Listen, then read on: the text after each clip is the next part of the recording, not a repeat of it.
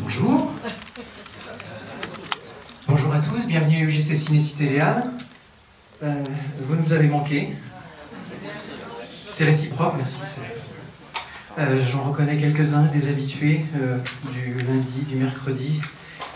Nos spectateurs chéris, on est ravis de vous retrouver. Et vous êtes venus pour cette séance peut-être parce qu'il y a un petit cadeau qui nous attend et je vous demande de bien vouloir les accueillir. Voici Isabelle Carré et Gabriel Lecomin.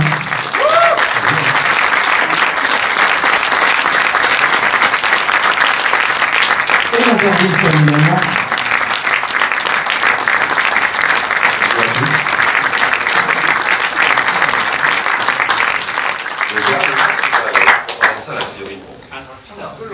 On n'a même pas attendu d'être appelé, tellement on a envie de vous voir, de profiter de vous. Je ne sais pas comment vous êtes dehors, mais ici vous êtes très beau.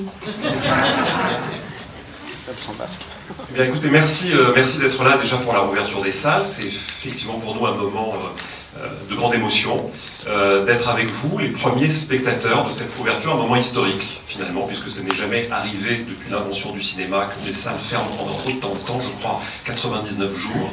Et donc très heureux aussi que vous ayez choisi ce film, De Gaulle, le 22 juin. C'était aussi la date du deuxième appel de Gaulle. C'est une coïncidence étonnante de l'histoire. C'est le jour où il a fait son deuxième appel qui a été enregistré pour l'histoire. D'une certaine façon, c'est celui dont on a gardé la trace. Et, ironie de l'histoire, c'est présent dans le film. Je ne vous dis pas où, mais vous le verrez par vous-même.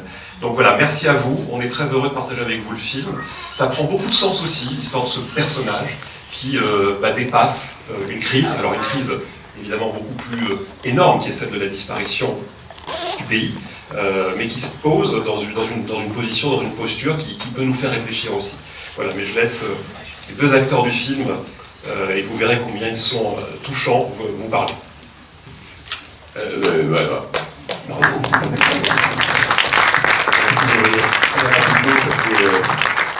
Vous êtes là pour voir un film. Je voudrais simplement souligner le fait que c'est d'abord très joyeux pour nous de nous retrouver, comme disait Isabelle, devant vous, et vous êtes effectivement très beau aussi. Je voudrais dire que c'est particulier pour vous d'assister, après les événements que nous venons de vivre, que nous continuons à vivre, c'est très particulier de voir ce film-ci. C'est-à-dire que dans des conditions de confort divers, les Français ont été finalement tous mis à la même enseigne. Ils ont traversé une épreuve pleine de dangers, qui s'apparente un petit peu, avec un danger divers, à ce que traversent les Français en 1940. Et apparaît cette figure charismatique du général de Gaulle qui va effectuer le geste incroyable que vous connaissez et auquel vous allez assister. Mais je vous envie, d'une certaine façon, de découvrir le film à la lumière des événements que nous venons de traverser. Parce que je pense que c'est toujours beau de voir quand il y a un moment de réconciliation face à l'épreuve, face au danger, et particulièrement quand une nation se rassemble.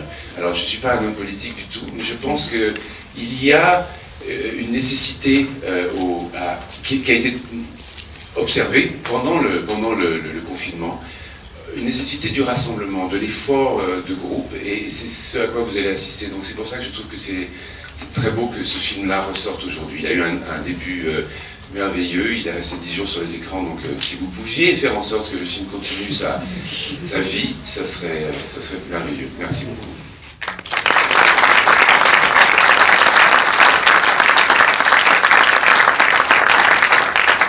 Je voudrais juste terminer, parce qu'on a la présence du ministre de la Culture ici, que la culture ne soit pas la dernière roue du carrosse, pour reprendre un discours magnifique de Yudi Menuhin, ce grand musicien à l'UNESCO. Il disait que sans la culture, on ne peut pas vivre.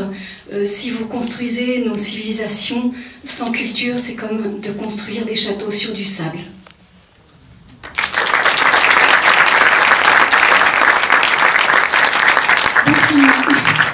Merci, bonne projection.